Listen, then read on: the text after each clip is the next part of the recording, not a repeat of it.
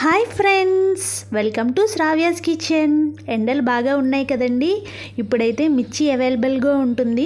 అందుకోసమని కూర కారం ప్రిపరేషను ఎలా ప్రిపేర్ చేసుకుంటే సంవత్సరం అంతా కారం చెక్కు చెదరకుండా ఎర్రగా ఉంటుందో, దాన్ని ఎలా ప్రిపేర్ చేసుకోవాలో, ఎలాంటి మిర్చి తీసుకోవాలో ఈ వీడియోలో అయితే చూసేద్దాం.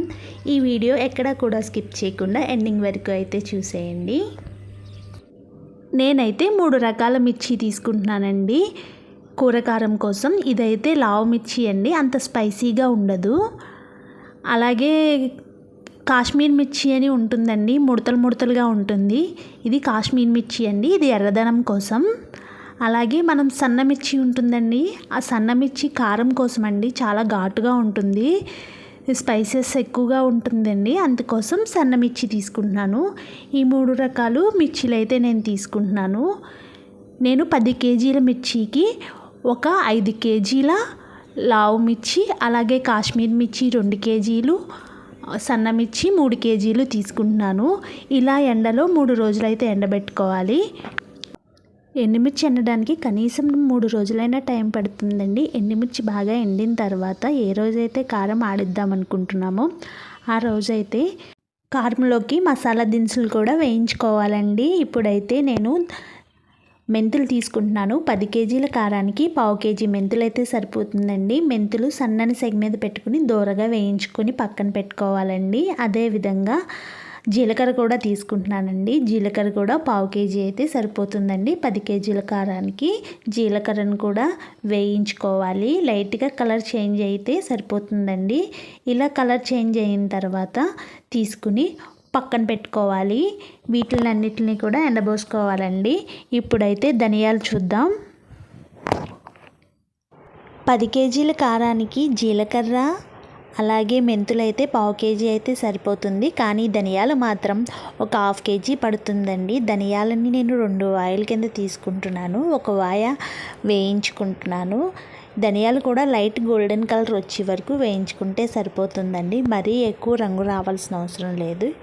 వీటిలన్నిటిని కూడా ఒకే దానిలో వేసుకుంటున్నాను. ఇప్పుడు నెక్స్ట్ వాయి కూడా వేయించుకుంటున్నాను. అదేవిధంగా ఇది కూడా లైట్గా కలర్ చేంజ్ అయితే సరిపోతుందండి. అంతేనండి. ఇప్పుడు ఉప్పు తీసుకుంటున్నాను. ఉప్పు అయితే ఒక గ్లాస్ ఉప్పు వేసుకుంటే సరిపోతుందండి. ఉప్పులో ఉన్న తడి అంతా కూడా ఆరే వరకు వేయించుకోవాలండి. సన్నని సెగ మీద పెట్టుకుంటూ మధ్యలో కదుపుకుంటూ ఉప్పునైతే వేయించుకోవాలండి. ఉప్పుని ఎండలో పెట్టవలసిన అవసరం లేదండి. ఇలా వేయించుకున్న వాటిని అలా పక్కన పెట్టేసి ఉంచితే సరిపోతుందండి. ఎండలో పెట్టవలసిన అవసరం లేదు. ఉప్పునైతే ఎండలో పెట్టుకోవాల్సిన అవసరం లేదు. కానీ మనం వేయించి పెట్టుకున్న ధనియాలు, జీలకర్ర, మెంతుల్ని ఉదయం నుంచి సాయంత్రం వరకు ఎండలో పెట్టుకోవాలండి. నేను కారం ఇవాళ ఆడించుకుందాం అనుకుంటున్నాను. అందుకోసం ఎండుమిర్చితో పాటు వీటిని కూడా ఎండలో పెట్టుకుంటున్నాను. ఉదయాన్నే వేయించి పెట్టుకోవాలి, సాయంత్రం వరకు ఎండలో ఉంచాలండి. ఎండుమిర్చికి మనం తెచ్చిన వెంటనే కూడా తొడుములన్నీ తీసేసి ఇలా ఎండబెట్టుకుంటున్నా అండి. ఇది 3వ రోజు అండి, బాగా ఎండినవి.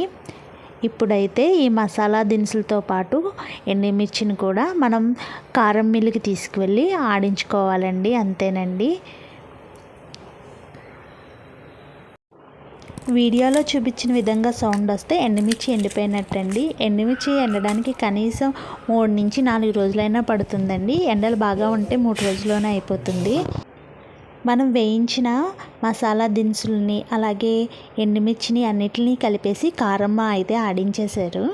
ఇలా ఆడించేసిన కారం సంవత్సరం పొడుగుతున్న నిలవ ఉంటుందండి. కారం కలర్ చూసారా ఎంత బాగుందో, కుంకుమలాగా. నేను చెప్పిన విధంగా మీరు కూడా ట్రై చేస్తే కారం చాలా బాగుంటుందండి. అలాగే సంవత్సరం పొడుగునా నిలవ ఉంటుందండి. ఈ కారాన్ని కలర్ చేంజ్ అవ్వకుండా ఉండాలంటే ఫ్రిడ్జ్లో కూడా పెట్టుకోవచ్చండి. 3 రకాల మిర్చీలు వాడడం వల్ల కారం ఎర్రగాను ఉంటుంది, అలాగే రుచి కూడా బాగుంటుందండి. కర్రీకి మంచి రుచి వస్తుంది మనం వేసిన మసాలా దినుసులు వీటి వల్ల. ఇలా తెచ్చిన కారాన్ని ఒక రోజు అయితే రాత్రంతా కూడా ఇలా వదిలేయాలండి. దీంట్లో ఉన్న తేమంతా పోయిన తర్వాత రోజు మనం డబ్బాల్లోకి అయితే స్టోర్ చేసుకుంటే సరిపోతుందండి. అంతేనండి, చాలా సింపుల్గా అయిపోతుంది. ఈ కారం కూడా సంవత్సరం అంతా కూడా నిల్వ ఉంటుందండి. మీరు మా ఛానల్ కానీ ఫస్ట్ టైం చూసినట్లయితే సబ్స్క్రైబ్ చేసుకోండి. అలాగే పక్కనే ఉన్న బెల్ని యాక్టివేట్ చేసుకోండి. Thank you for watching. Bye bye.